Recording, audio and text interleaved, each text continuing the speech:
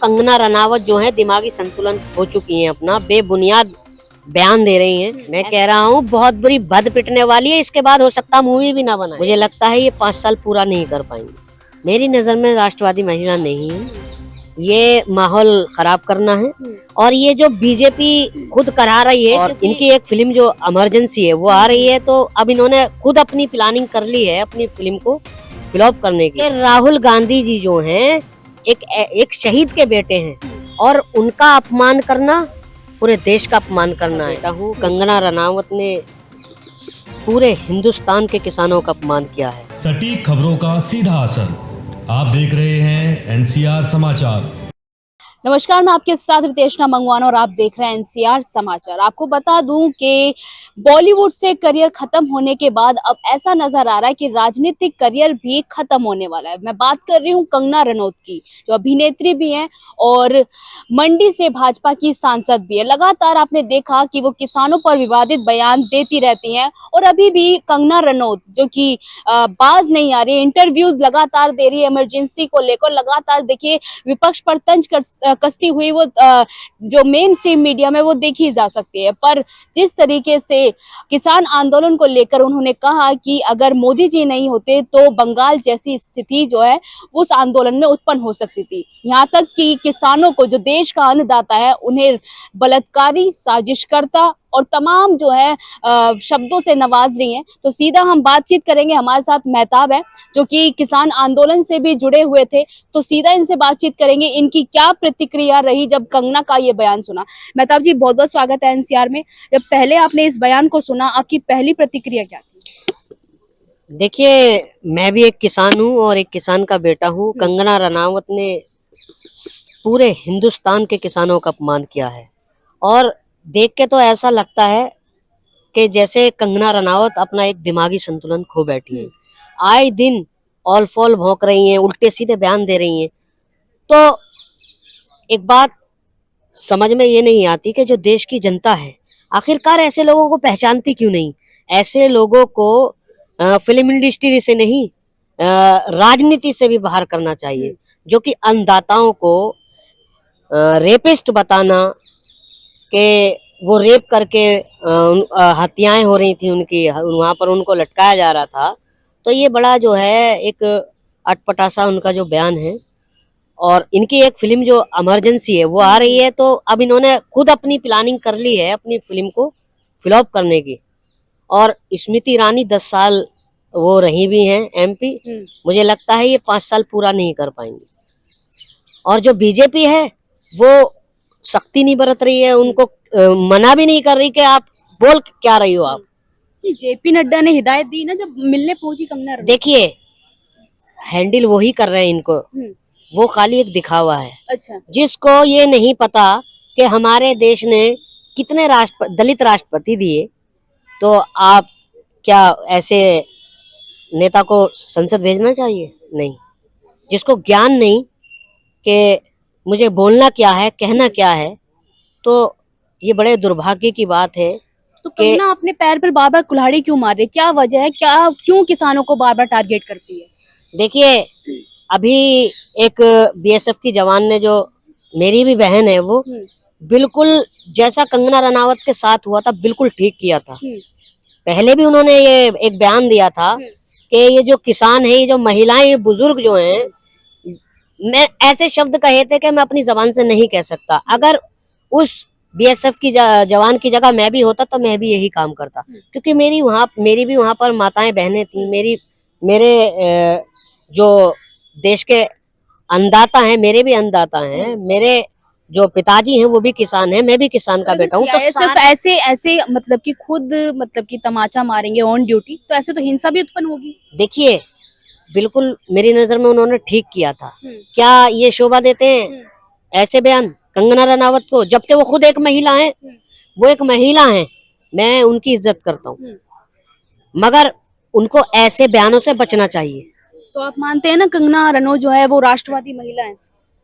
मेरी नजर में राष्ट्रवादी महिला नहीं है, ये माहौल खराब करना है।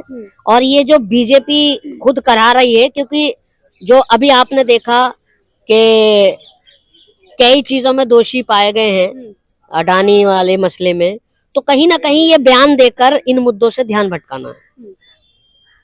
जैसा आप देख रहे हैं माहौल देश में इस वक्त, इतने रेप हो रहे हैं कि आज हमारा देश रेप के नाम से आप जाना कह जा रहे हैं रहा कि मुद्दे से भटका रही है भाजपा कहीं ना कहीं ऐसे बयान देकर जो उनके सांसद दे रही है, पर अभी हरियाणा के चुनाव भी है, तो ऐसे में भाजपा अपने पैर पे कुल्हाड़ी क्यों मारेगी, क्यों कंगना रनौत से ऐसे बयान दिलवाएगी? सवाल तो ये भी है ना, अभी चुनाव है, उस पे चुनाव, विधानसभा चुनाव में भी उन्हें जीत हासिल करनी है। तो इस पे भारतीय जनता पार्टी को और भारतीय जनता पार्टी के नेताओं को सोचना चाहिए। फिर कंगना रनावत को ये शय क्यों दे रहे हैं? अगर उनको नुकसान हो रहा है राजनीति में, आने वाले तीन राज्यों में चुनाव हैं, तो फिर वो उनको उनकी या तो सदस्यता रद्द कर दें। आप आंदोलन में रहे, किसान आंदोलन में काफी रहे, जुड़े रहे, क्या आपको लगता था वहाँ रेप होते थे, लाशें लटकाई जाती थी उल्टी और साजिश करते थे किसान? देखिए, मैंने अभी कहा कि वो कंगना रनावत जो है दिमागी संतुलन खो चुकी हैं, अपना बेबुनियाद बयान दे रही हैं। ऐसा कुछ नहीं है। जरा 4-5 दिन वहां बैठ के देखती तो उनको पता चलता कि धूप में, आंधी में, बारिशों में कैसे बैठा जाता है। किसान अपने हक की बात कर रहा है, एमएसपी की बात कर रहा है, उनकी पार्टी से मांग कर रहा है, तो उन्हें वो बुरा लग रही, चुभ रही है। अभी एक पत्रकार ने उनसे सवाल किया था कि आप जाति जनगणना क्या चाहती हैं, सब उन्होंने साफ मना कर दिया, क्योंकि भारतीय जनता पार्टी को डर है। इसलिए जातिगत जनगणना की बात आती है तो राहुल गांधी अपनी जाति छिपाते हुए इतने घबरा क्यों जाते हैं? कब छुपाई राहुल जी ने? देखा नहीं आपने संसद में कब कितना छुपाई? हंगामा हुआ। राहुल जी कभी अपनी जाति नहीं छुपाते। राहुल जी ने तो संसद में, राहुल जी ऐसे बोले कि कोई संसद में बोला भी नहीं।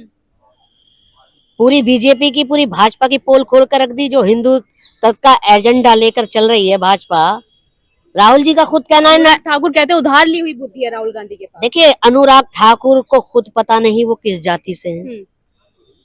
अनुराग ठाकुर को खुद तमीज नहीं बोलने का। जिन्हें क्या क्या कहते रही है भाजपा। अब से पहले सोनिया जी को जिन्हें क्या कहा था, विधवा कहा। अरे मैं ये कहता हूँ कि राहुल गांधी जी जो हैं एक शहीद के बेटे हैं, और उनका अपमान करना पूरे देश का अपमान करना है। किसी को विधवा कहना पूरे देश की माओ की विधवाओं का अपमान करना है।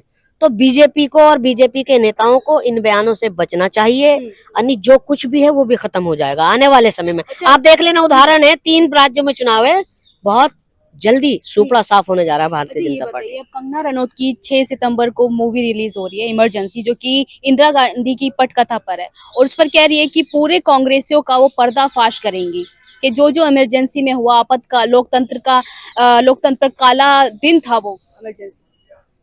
देखिए, 10 साल में जो जो भारतीय जनता पार्टी के शासन में हुआ है, जैसा कि आप सपोज कीजिए, हमारी जो पहलवान बेटियां थीं, जो उनको सड़कों पर खींचा गया, उनके सीने पर पांव रखे गए, तिरंगे का अपमान किया गया, क्या ये इमरजेंसी से कम था? बताइए आप मुझे। किसान 2 साल से धरने पर बैठे हैं, आज भी बैठे हुए हैं, क्या ये इमरजेंसी से कम है? 700 किसान शहीद हो गए, ये इमरजेंसी से कम है?